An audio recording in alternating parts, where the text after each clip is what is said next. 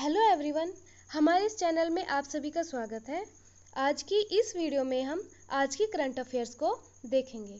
इससे पहले फ्रेंड्स, अगर अभी तक आपने हमारे चैनल को सब्सक्राइब नहीं किया है तो प्लीज़ चैनल को सब्सक्राइब कीजिए, वीडियो को लाइक कीजिए और शेयर कीजिए। आज 4 जून 2021 है और आज की करंट अफेयर्स कुछ इस प्रकार है।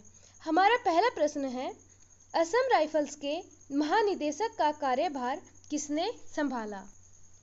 Option A lieutenant general Pradeep Chandran Nair, option B general Manoj Mukund Naravane, option C admiral Karambir Singh या फिर option D lieutenant general Rameshwar राय।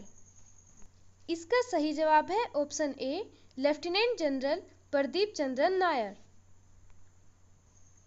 लेफ्टिनेंट जनरल प्रदीप चंद्रन नायर अति विशिष्ट सेवा पदक AVSM, युद्ध सेवा पदक YSM ने असम राइफल्स उत्तर पूर्व के प्रहरी के रूप में लोकप्रिय के 21वें महानिदेशक के रूप में पदभार संभाला। उन्हें असम राइफल्स और उत्तर पूर्व का समृद्ध अनुभव है। उन्होंने एक ब्रिगेड कमांडर के रूप में असम राइफल्स बटालियन की कमान संभाली है। आइए इससे संबंधित महत्वपूर्ण जानकारी देखते हैं। असम राइफल्स की स्थापना 1835 में हुई थी। असम राइफल का मुख्यालय शिलांग, मेघालय में है। हमारा अगला प्रश्न है, व्हाट्सएप ने हाल ही में भारत के लिए किसे शिकायत अधिकारी के रूप में नियुक्त किया है? Option A Satish Bakshi, option B Jaideep Govind, option C Paresh B Lal या फिर ऑप्शन डी शक्तिकांत दास। इसका सही जवाब है ऑप्शन सी परेश बी लाल। फेसबुक के स्वामित्व वाले मैसेजिंग ऐप व्हाट्सएप ने परेश बी लाल को भारत का शिकायत अधिकारी के रूप में नियुक्त किया है। हाल ही में IT कानून के तहत सोशल मीडिया कंपनियों को अपनी वेबसाइट पर अपने शिकायत अधिकारियों का नाम और अन्य विवरण प्रदर्शित करने की आवश्यकता होती है। आइए इससे संबंधित महत्वपूर्ण जानकारी को देखते हैं। व्हाट्सएप की स्थापना 2005 में हुई थी। व्हाट्सएप के CEO विल कैथकार्ट मार्च 2019 से अब तक हैं। व्हाट्सएप का मुख्यालय मेनलो पार्क, कैलिफोर्निया, संयुक्त राज्य अमेरिका में स्थित है। व्हाट्सएप के अधिग्रहण की तिथि 19 फरवरी 2014 है। व्हाट्सएप के संस्थापक जॉन कॉम ब्रायन एक्टन है। व्हाट्सएप का मूल संगठन फेसबुक है। हमारा अगला प्रश्न है, इसाक हरजोग को किस देश का राष्ट्रपति नियुक्त किया गया? Option A Pakistan, option B Iran, option C Israel या फिर ऑप्शन डी इराक। इसका सही जवाब है ऑप्शन सी इजराइल। वयोवृद्ध इजरायली राजनेता इसाक हरजोग को 2021 के लिए 120 सदस्यों के संसदीय चुनाव के दौरान 1 जून 2021 को देश के राष्ट्रपति के रूप में चुना गया। हरजोग 9 जुलाई 2021 को राष्ट्रपति का पदभार ग्रहण करने वाले इजराइल के 11वें राष्ट्रपति होंगे। वह रूबेन रिवलिन का स्थान लेंगे। आइए इससे संबंधित महत्वपूर्ण जानकारी को देखते हैं। इजराइल के प्रधानमंत्री बेंजामिन नेतन्याहू है। इजराइल की राजधानी यरूशलेम है। इजराइल की मुद्रा इजरायली शेकेल है। हमारा अगला प्रश्न है, बर्ड फ्लू के H10N3 स्ट्रेन से इंसान के संक्रमित होने का पहला मामला किस देश में पाया गया है? Option A Bharat, option B America, option C Rwanda या फिर ऑप्शन डी चीन। इसका सही जवाब है ऑप्शन डी चीन। कोरोना वायरस के बाद अब बर्ड फ्लू के इस H10N3 स्ट्रेन से इंसान के संक्रमित होने का पहला मामला चीन में सामने आया है। आइए इससे संबंधित महत्वपूर्ण जानकारी देखते हैं। चीन की मुद्रा रमिनबी, चीन की राजधानी बीजिंग, चीन के राष्ट्रपति शी जिनपिंग।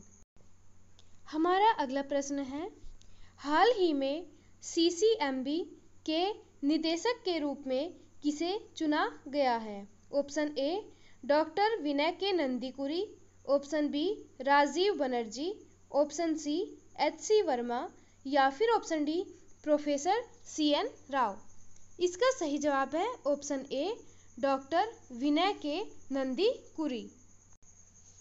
पूर्व IITian डॉक्टर विनय के नंदीकुरी को CSIR centre for cellular and molecular biology CCMB Hyderabad Telangana में निदेशक के रूप में नियुक्त किया गया है। वह एक प्रसिद्ध आणविक जीव विज्ञानी और DBT national institute of immunology नई दिल्ली के वैज्ञानिक हैं। आइए इससे संबंधित महत्वपूर्ण जानकारी को देखते हैं। Centre for cellular and molecular biology की स्थापना 1977 में हुई थी। हमारा अगला प्रश्न है, हाल ही में WHO के कार्यकारी बोर्ड का अध्यक्ष किसे चुना गया? Option A Paresh B Lal, option B Nitin Rakesh, option C Ritesh Agarwal या फिर option D doctor Patrick Amoth. इसका सही जवाब है option D doctor Patrick Amoth. केंद्रीय स्वास्थ्य मंत्रालय के कार्यवाहक महानिदेशक केन्या के डॉक्टर पैट्रिक अमोथ को 1 वर्ष की अवधि के लिए WHO के कार्यकारी बोर्ड का अध्यक्ष नियुक्त किया गया। श्री अमोथ ने केंद्रीय स्वास्थ्य मंत्री भारत सरकार डॉक्टर हर्षवर्धन की जगह ली, जिन्होंने 2 जून 2021 को WHO कार्यकारी बोर्ड के अध्यक्ष के रूप में अपना कार्यकाल पूरा किया। आइए अब इससे संबंधित महत्वपूर्ण जानकारी देखते हैं।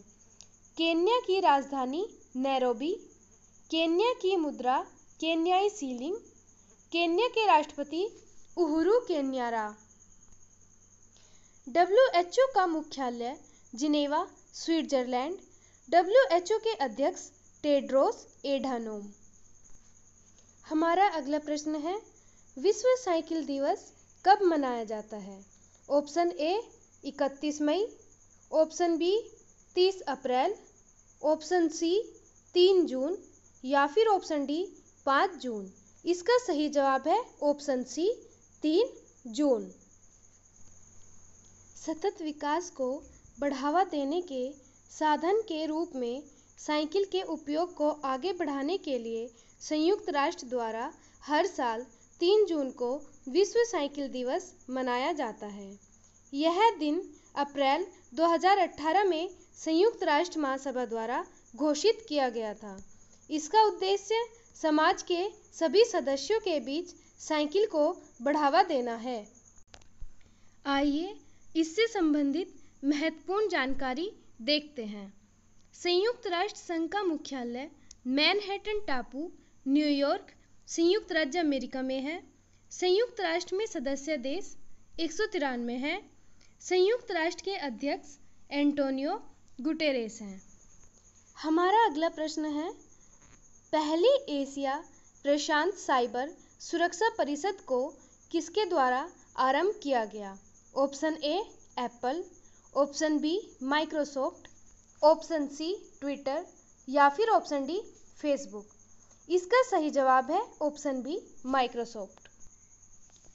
माइक्रोसॉफ्ट द्वारा पहली एशिया प्रशांत सार्वजनिक क्षेत्र साइबर सुरक्षा परिषद Asia Pacific public sector cyber security executive council शुरू की गई है। इसमें Brunei, Indonesia, Korea, Malaysia, Philippines, Singapore और थाईलैंड के नीति निर्माताओं और प्रभावशाली लोग शामिल हैं। परिषद का उद्देश्य साइबर सुरक्षा में सार्वजनिक निजी भागीदारी में तेजी लाना और खतरे की खुफिया जानकारी साझा करना है। आइए इससे संबंधित महत्वपूर्ण जानकारी देखते हैं। माइक्रोसॉफ्ट की सीईओ सत्या नडेला। माइक्रोसॉफ्ट का मुख्यालय रेडमंड, वाशिंगटन, संयुक्त राज्य अमेरिका में है। हमारा अगला प्रश्न है, ब्रिक्स के विदेश मंत्रियों की बैठक वर्चुअली संपन्न हुई। इसकी अध्यक्षता किसने की? Option A Amit Shah, option B Rajnath Singh, option C Narendra Modi या फिर ऑप्शन डी एस जयशंकर। इसका सही जवाब है ऑप्शन डी एस जयशंकर। विदेश मंत्री एस जयशंकर ने वीडियो कॉन्फ्रेंसिंग के जरिए ब्रिक्स के विदेश मंत्रियों की बैठक की अध्यक्षता की। इस बैठक में ब्राजील, रूस, चीन और दक्षिण अफ्रीका ने भाग लिया। इस बैठक में मंत्रियों ने राजनीति और सुरक्षा, आर्थिक एवं वित्त तथा नागरिकों के बीच और सांस्कृतिक आदान प्रदान के स्तंभों पर सहयोग करने की सहमति व्यक्त की। उन्होंने सतत विकास, आतंकवाद, इंस्टा ब्रिक्स सहयोग आदि सहित कई मुद्दों पर चर्चा की है। आइए इससे संबंधित महत्वपूर्ण जानकारी को देखते हैं। ब्रिक्स 5 प्रमुख उभरते देशों ब्राजील, रूस, भारत, चीन और दक्षिण अफ्रीका द्वारा गठित समूह है। दक्षिण अफ्रीका 2010 में समूह में शामिल हुआ। भारत 2021 में 13वें ब्रिक्स शिखर सम्मेलन की मेजबानी करेगा।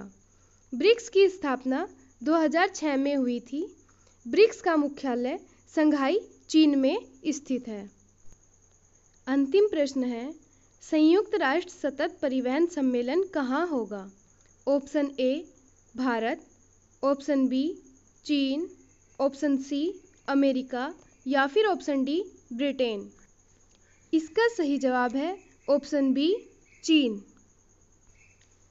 संयुक्त राष्ट्र वैश्विक सतत परिवहन सम्मेलन 14 से 16 अक्टूबर 2021 को बीजिंग, चीन में आयोजित किया जाएगा। यह सम्मेलन 2016 में अशगाबाद, तुर्कमेनिस्तान में आयोजित पहले सतत परिवहन सम्मेलन का अनुपालन करेगा। सतत विकास के लिए 2030 एजेंडा और जलवायु परिवर्तन पर पेरिस समझौते के उद्देश्य को प्राप्त करने में मदद करने के लिए सतत परिवहन के लिए एक मार्ग इंगित करने की उम्मीद है। आज की वीडियो में हम इतना ही करेंगे। अगर आपको हमारी वीडियो पसंद आई हो तो प्लीज़ चैनल को सब्सक्राइब कीजिए, वीडियो को लाइक कीजिए और शेयर कीजिए। Thank you.